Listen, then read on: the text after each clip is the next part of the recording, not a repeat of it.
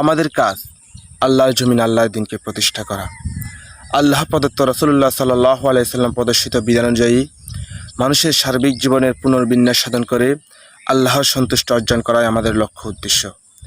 এই উদ্দেশ্যকে হাসিল করার জন্য আমাদেরকে যদি বুকের তাজা রক্ত ঢেলে দিতে হয়, আমরা বুকের তাজা রক্ত ঢেলে দিতে প্রস্তুত ইনশাআল্লাহ।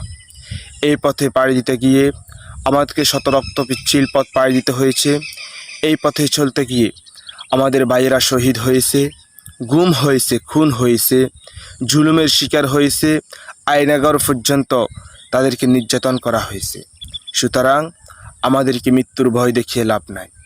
আমরা মৃত্যুকে ভয় করি না, আমরা শুধুমাত্র আল্লাহকে ভয় করি, আল্লাহর সামনেই মাথা নত করি। এসো তরুণ শিবির করি, আল কোরআনের সমাজ গড়ি।